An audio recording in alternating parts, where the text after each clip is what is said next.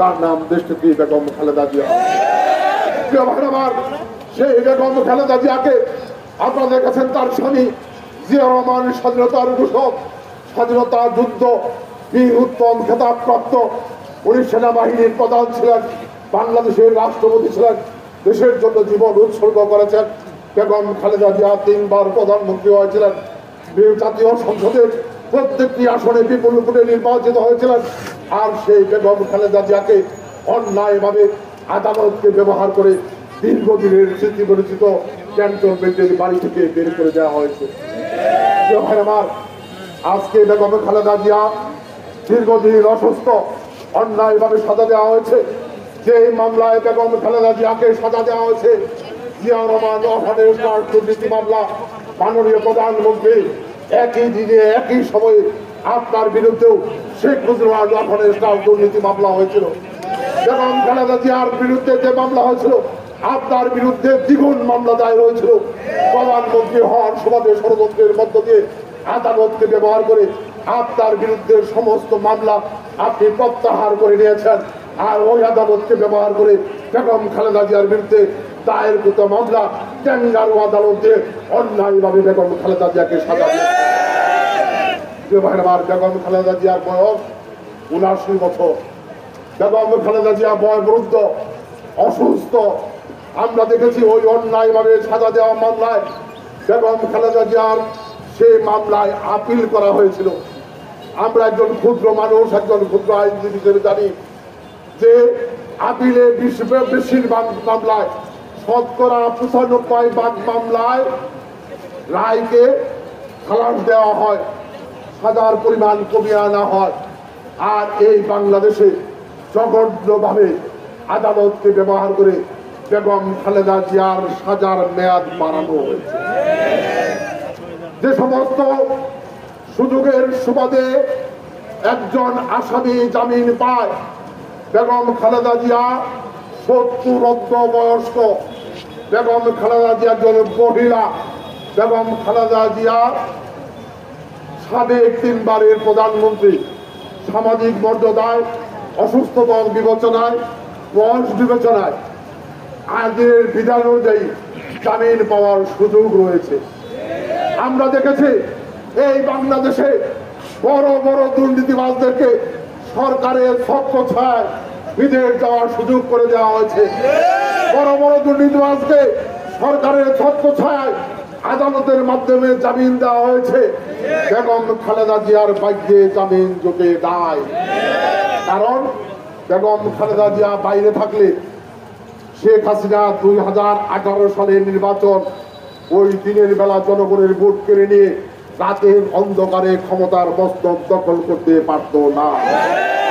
বেগম খালেদা জিয়া আজকে বাইরে থাকলে গণতন্ত্র মুক্তির সংগ্রামে দেশের মানুষ যেভাবে ঐক্যবদ্ধ হয়েছে, 2024 সালের 7 জানুয়ারি ভোটারবিহীন আরেকটি সাজানো দামি নির্বাচন করতে পারত না।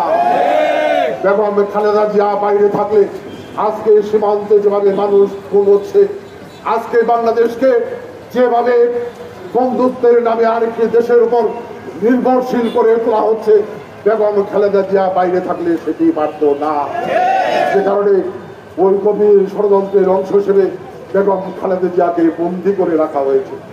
প্রিয় ভাই আমার, আরেকটি বিষয় বলেছি আমি, প্রতিহিংসার বিচারে বন্দী। বেগম খালেদা জিয়া 3 বার প্রধানমন্ত্রী হয়েছেন। আজকের প্রধানমন্ত্রী 3 বার প্রধানমন্ত্রী ছিলেন না, যে কারণে ভোট ডাকাতি করে অবৈধভাবে ক্ষমতা দখল করে উনি ওনার খায়েশ পূরণ করেছেন 3 বার প্রধানমন্ত্রী। কিন্তু 2টি বিষয় উনি পাবেন না।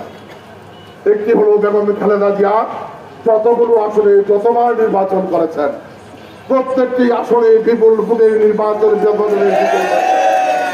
আজকের প্রধানমন্ত্রী 1990 সালের 91 সালের নির্বাচনে ঢাকায় সাদেক হোসেন খোকা সহ 4টি আসনের মধ্যে 5টির মধ্যে 3টি পরাজিত হয়েছিলেন।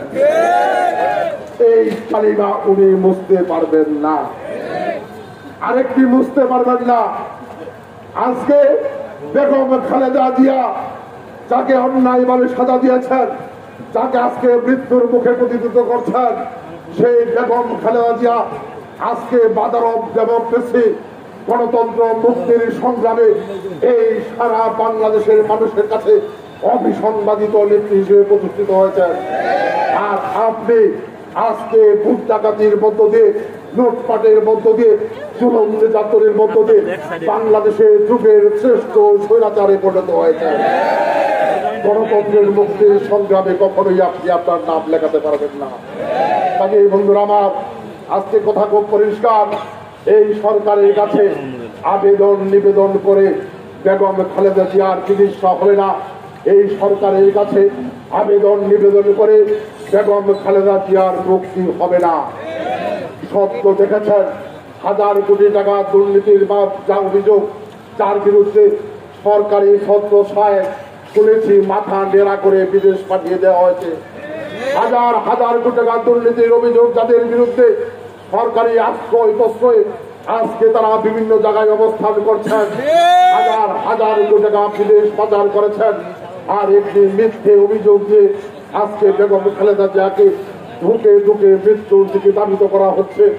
আজকে বাংলাদেশি জাতীয়তাবাদী আদর্শের সৈনিক, জিয়া পরিবারের যোগ্য সন্তান, যিনি এই বাংলাদেশের গণতন্ত্র মুক্তির সবচেয়ে বিমূল হয়ে শুধু লন্ডন বসে দিন রাত পরিশ্রম করছেন, এই বাংলাদেশের মুক্তিকামী মানুষকে ঐক্যবদ্ধ করে একটি সংগ্রামের মধ্য দিয়ে স্বৈরাচারের পতন ঘটিয়ে বাংলাদেশের মানুষের ভোটের অধিকার প্রতিষ্ঠা করা, সেই জনাব তারেক রহমানের বিরুদ্ধে ষড়যন্ত্র করে দেশের বাইরে রাখা হয়েছে। এই অবস্থায় আমরা যারা বাংলাদেশের জাতীয়তাবাদের আদর্শের সৈনিক, প্রিয় ভাইরা আমার,